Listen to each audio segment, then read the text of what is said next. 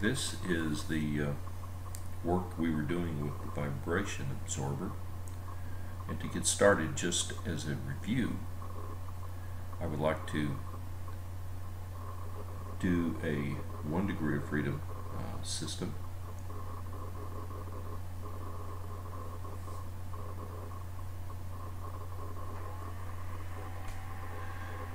Which is shown up here in the initial diagram, where you have a 1 degree of freedom mass. Real simple problem, just hanging from a ceiling or a fixed support. It has an externally applied force on it right here, and you can draw the free body diagram of the device, which is shown here, and then from that free body diagram it would be very easy to come up with the equations of motion, which are shown here. Notice that it is 1 degree of freedom, so you would expect one differential equation, which is what you have, using one motion variable, which is the x1 variable, and it's second order. It's second order because you have kinetic energy being stored in the mass, and you have potential energy being stored in the spring.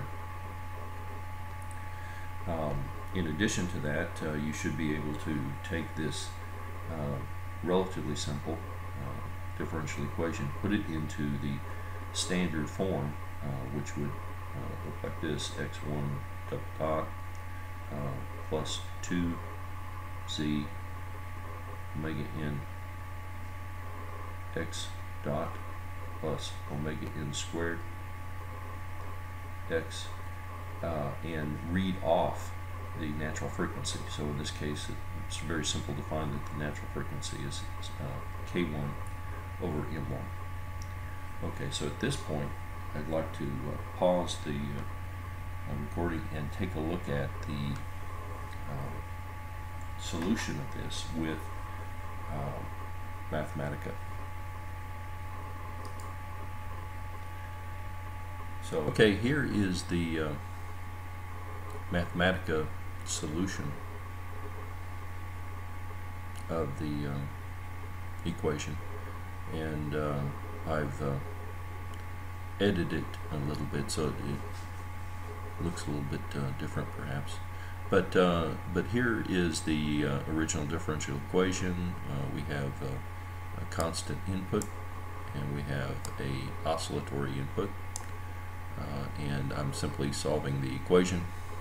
So here's the solution to the equation, and what you should notice is that there are some constant terms in here, right here for example, and you know, essentially this is going to simplify with the denominator. But anyway, notice that there are some constant terms. That is coming from the constant that you apply.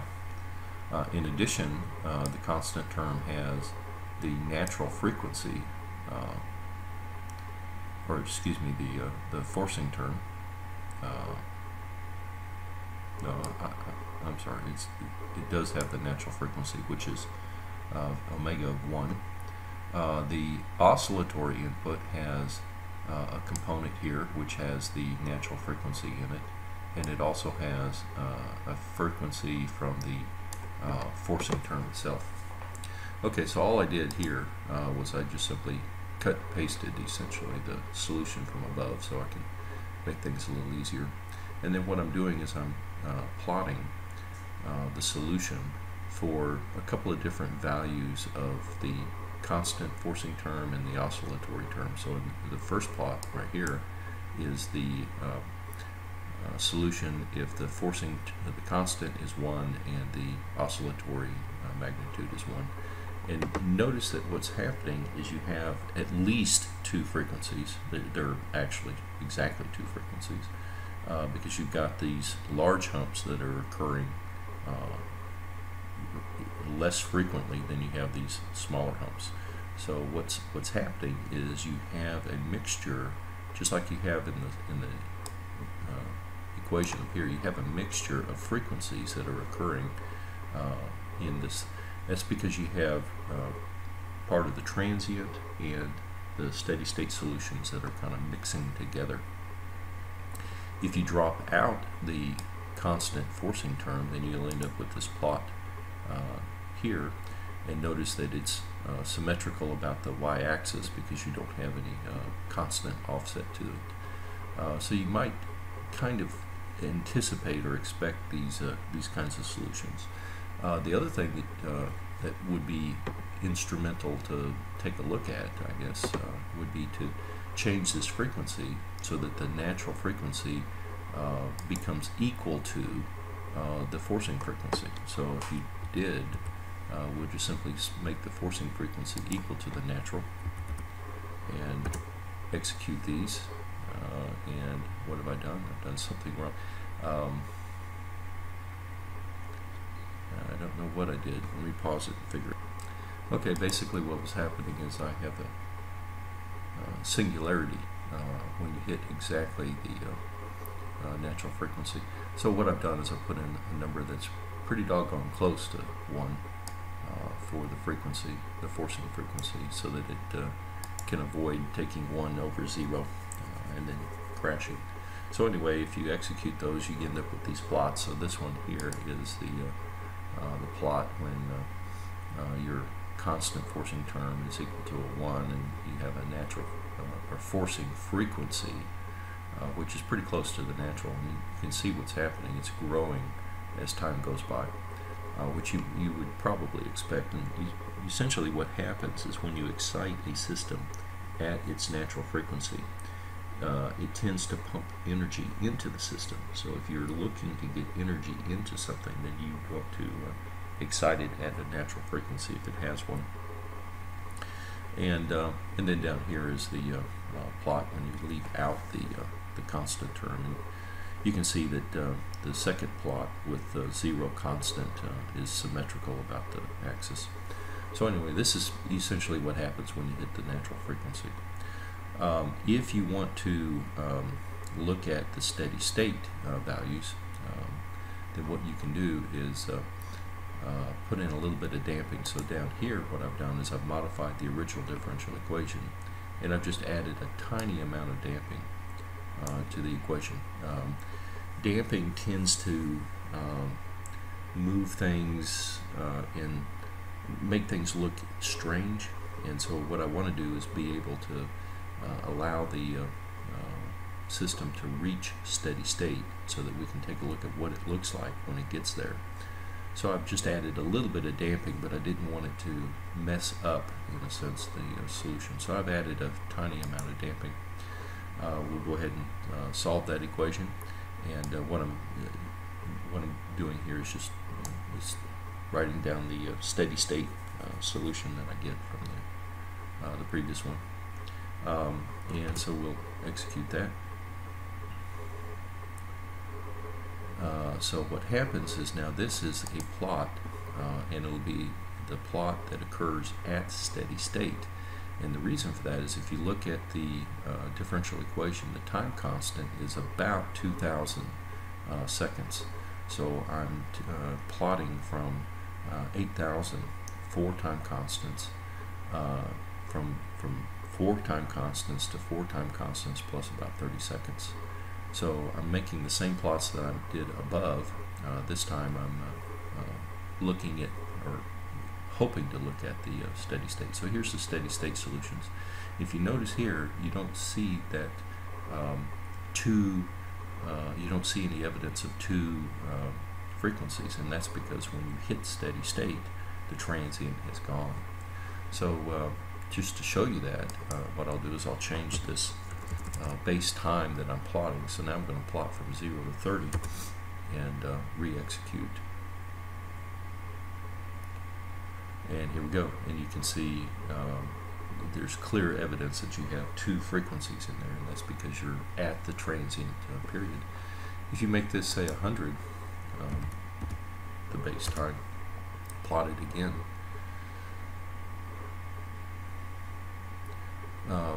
Well, maybe that's not enough, but let's do, say, 1,000. what eventually happens is you begin to see that the transient is disappearing or getting smaller and smaller, whereas the steady state kind of remains the way it was before. So I think you can see that those secondary humps, the frequency of the natural, are kind of disappearing. And this is being run where the forcing term is half of what the natural frequency is. If you were to run it at a higher than natural, so we'll change the natural frequency 3/2, so it's going to be higher than the other. You'll see these humps coming from the forcing term to be quicker than the transients. Okay, so there we go, and then we can put it back to about 4 time constants, which is about 8,000, if I remember right. And at that point, then your transient is essentially gone, and you have nothing but what appears to be the forcing term. So that kind of, I think, demonstrates the other. So let's put in this case, omega equals 3/2. Actually, let's put it back the way it was. So we put in 1/2 as the frequencies. So this is below the natural frequency, and we're looking at the steady state. Let's take a look at the one that's symmetrical. It's easier to kind of see what I want to show you. I'm going to right-click on this and pull up the coordinate values. So I'm going to just kind of hover over this peak, if I can find it close. So the peak is about 1.3. There we go, about 1.31. And then the low peak, it should be symmetrical. So if I can get a hold of it, well, anyway, it's hard to navigate with this mouse. But anyway, it's symmetrical. So the lower peak is about 1.3. So what I'm going to do then is just simply take the initial transfer function, the one that does not have damping, and or excuse me, I'm going to get the solve for the transfer function. So I replace all of the derivatives with s, just like before. I solve for the output over the input. So the transfer function, the output equals input over 1 minus 1 plus s squared. And so the transfer function is, if you divide by input, you get the transfer function to be here. It's fairly simple. Then what I want to do is find the steady state response. So what I do is I take the transfer function and I substitute in s equals I omega. Omega is the forcing frequency. That's the frequency that I'm going to shake it at. I've taught you in class how to find this by hand, but what we're going to do here is just ask the Mathematica to tell us how big is this transfer function at w. So I just ask for the absolute value of it, and I ask for this percent mark means the previous result is what I want you to use. And so what it does is it puts in omega equal 1/2 into the previous result. And so here's the solutions. Here's the original transfer function when I substitute in s equals I omega, and then I simply ask for the absolute value of it, and this is what the absolute value is, and then I ask for it as a number when you plug in omega equal 1/2, and it's 4/3. So what it's telling me is at steady state this solution will have a magnitude of 1.3, and that's what we saw up here on the graph when I pulled up the coordinates, and you hover up here and it's 1.3, close enough, 1.324. If I could hover the mouse a little closer, I'd end up finding out it was really a 1.33. Okay, so hopefully this shows you that there is a relationship between the response of the system, which is shown in the graph, and the magnitude that you can calculate from here. You can also calculate angles of these transfer functions. So, for example, the sine wave of the input begins with, because it's the sine, it would begin at 0, but this output is going to be shifted slightly from the other. You can see where the magnitude, where the response comes off.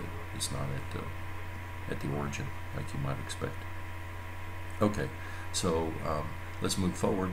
There's a couple of references here that I'm going to show YouTube videos of things that are happening. So at this point, what I'm going to do is go back to the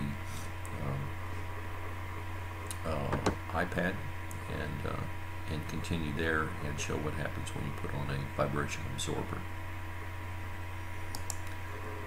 Okay, so we're back here to the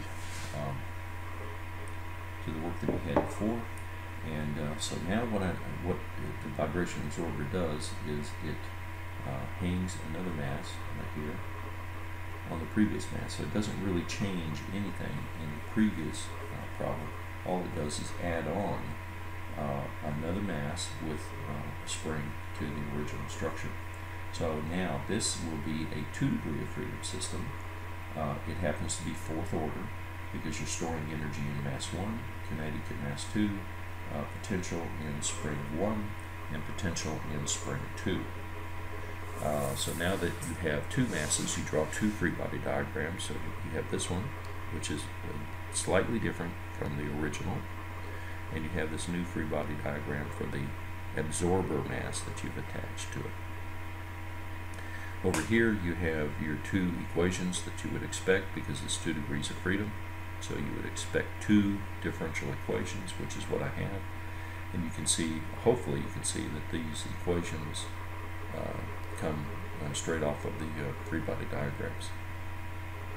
Okay, so this is the equations that govern the absorber problem. Unfortunately, had a little bit of a technical glitch and lost the iPad connection, but I'm back. Let's take a look at these equations and try to solve them in Mathematica. As I was saying before the glitch, unfortunately you can't really look at these equations and use the simplified standard form of the equation to identify what the natural frequencies are. So it's a little bit more complex. But anyway, we'll come over here to Mathematica, and now what we'll do is we will have these 2 equations. Let's see, I can find my bearings. Okay, so we'll carry on here. In this case, I'm going to let K2 be 1/4. So if you notice, it's less stiff than the original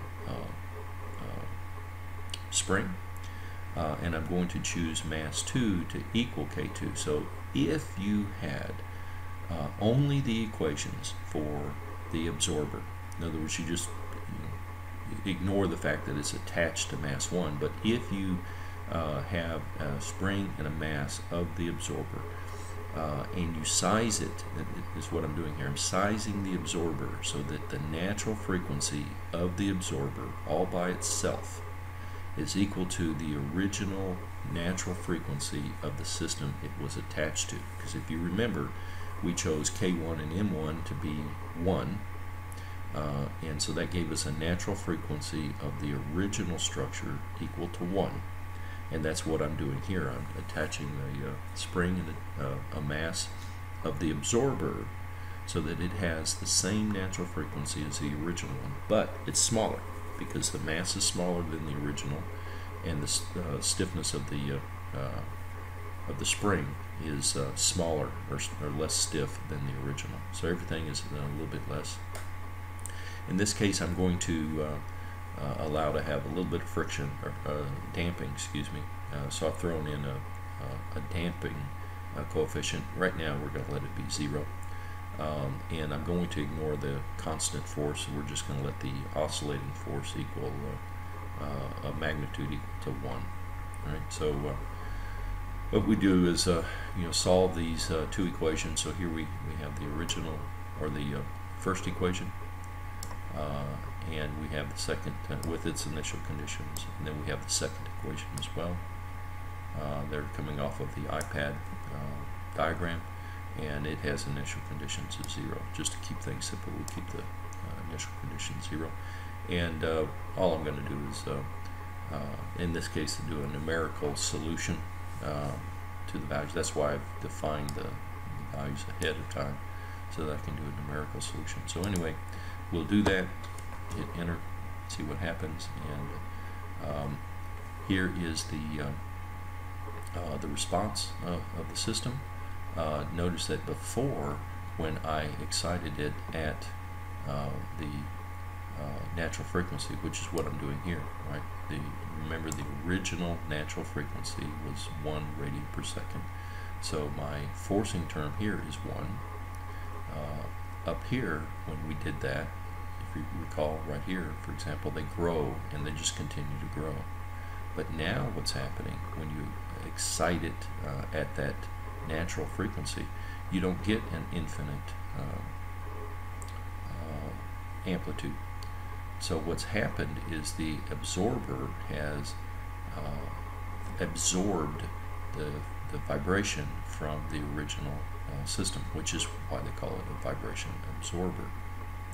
Okay, I have some videos that if I can pull up here, I will show. Let's see, they should be right in here. So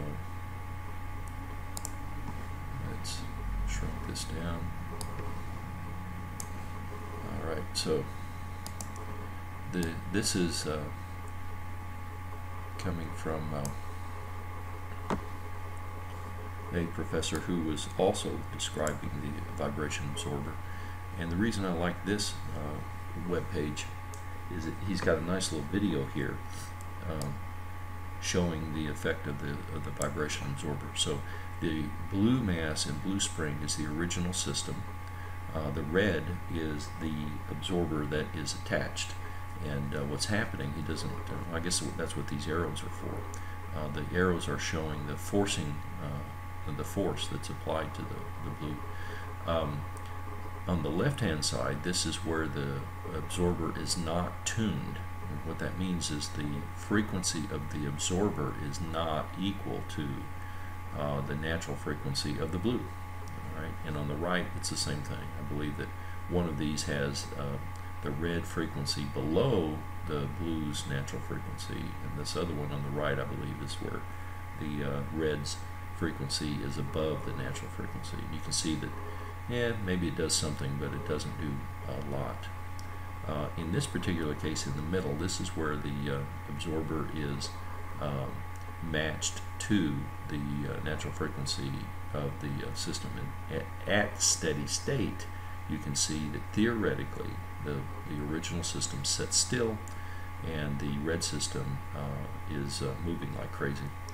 You might ask yourself, how in the world does that happen? Well, you've got to remember, it will have a transient condition, and during that transient condition the blue will in fact move, and as it moves it will begin to push on the red and cause the red system to begin to vibrate, and then the transient will slowly, as the time constant dictates, will slowly the transient will slowly disappear, leaving only the steady state. Well, by the time it gets to steady state, the red mass is already moving, and the red mass displacement will cause forces on the spring, which exert forces on the blue.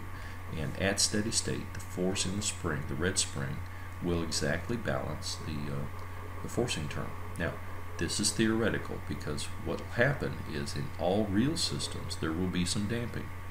And when you hit steady state, because of the damping, things will begin to try to slow down. And as the red one slows down, it no longer will be able to balance perfectly the blue, or the forces applied to the blue. And so the blue will, in real systems, move a little bit. But theoretically, if you really have no damping, when you get to steady state, then you'll have the blue setting still.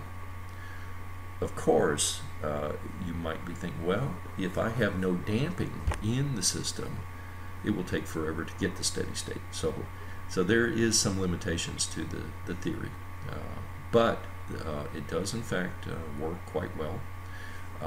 And so what I'll do is I'll show another video of something in real life. All right, so we'll come over here to an experiment that was done by some students. I don't recall exactly where they are. And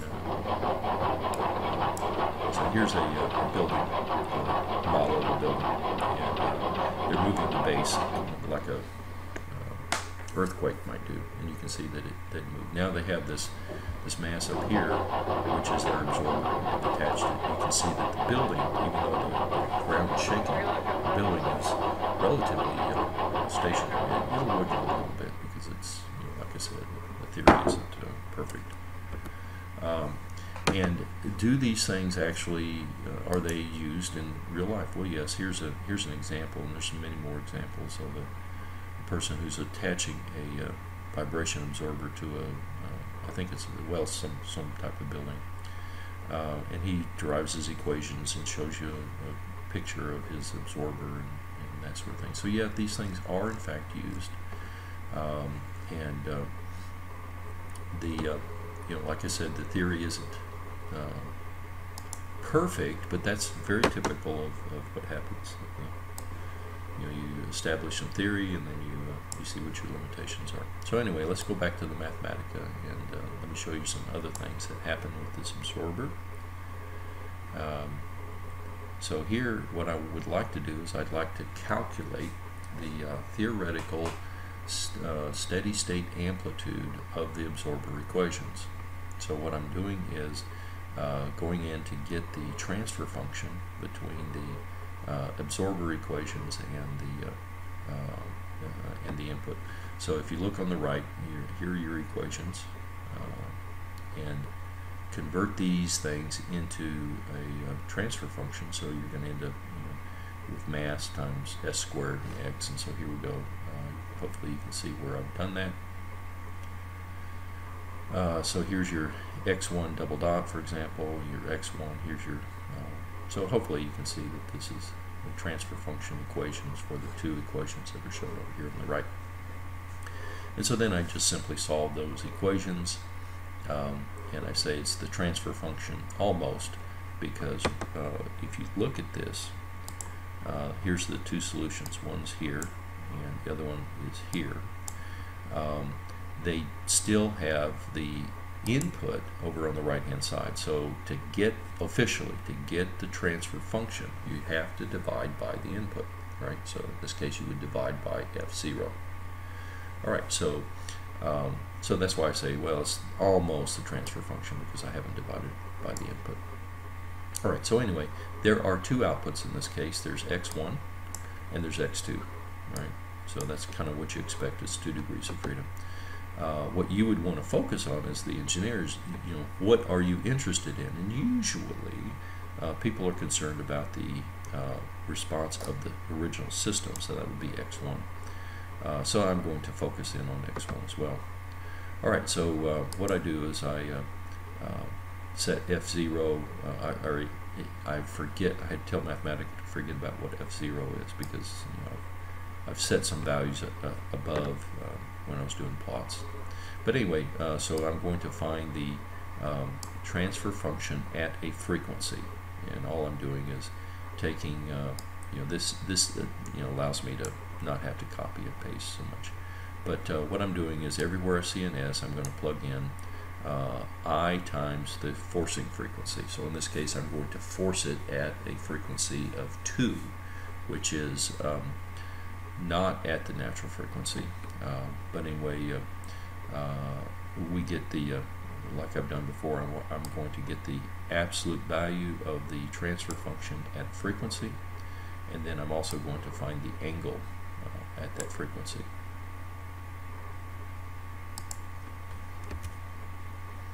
Oops. Okay, I guess I didn't execute this one here. So let's execute it.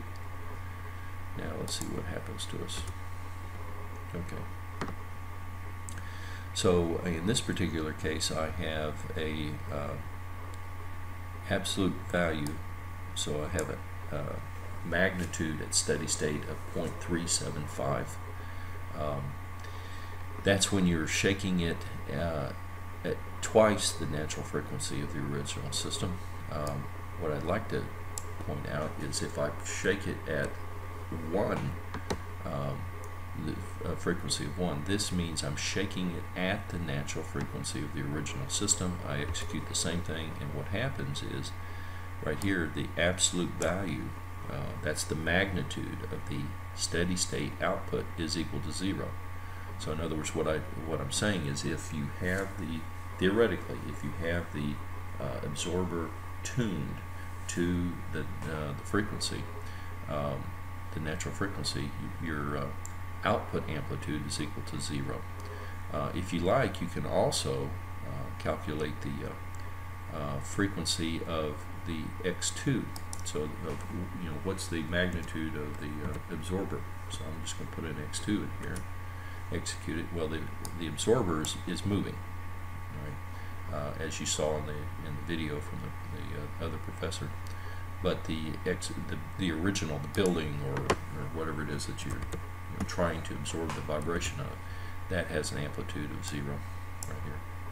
Also, you might find it interesting to look at the angle. This is how you would find the angle using Mathematica. It's fairly simple. You just simply say, I want the inverse tangent of, it's actually the imaginary divided by the real. For whatever reason, Mathematica, when it does an inverse tangent, the first argument is the denominator, and the second argument is the numerator. So it's the imaginary term divided by the real term of the transfer function, and then I just turn it into degrees. So if you happen to be below the natural frequency, then it moves, and you have an angle of 0. So what's happening is, and this is when it has no damping. So what's happening is it's in phase. So when the input peaks, so does the output. It peaks as well. If you get above the natural frequency, then your angle is 180, and you've probably seen that with the paddleball games. When you're hitting a ball that's connected to your paddle with a rubber band, the ball reaches its furthest extent when the paddle is back.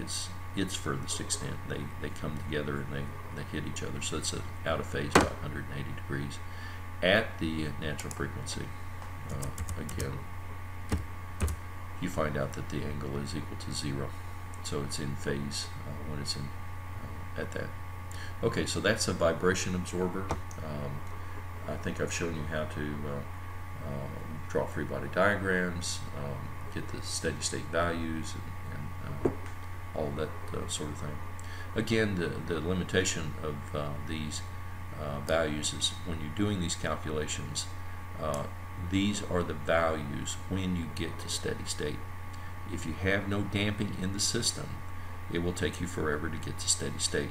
So in the real world, if you really had no damping, you won't really see the 0 vibration of the original system, because you'll never get to steady state because there's no damping. If you add damping, then it will, the equations will show you that it's not perfectly 0. So I believe I have a place for some damping here, so we'll put in a small amount of damping. So maybe I don't know, let's do 0.1 because I want to emphasize the difference. So here we go. There's the equations when they have damping, and here is the solution when they have damping. And then we'll find the magnitude of these at the frequency, and you can see that it's no longer 0. It's actually got an amplitude of 1.6. So you add damping, it will not theoretically be 0. It'll be smaller typically, but not 0. But at least you do get to a steady state. So that's it. That's a vibration absorber. I'll post this recording as soon as I edit it a little bit.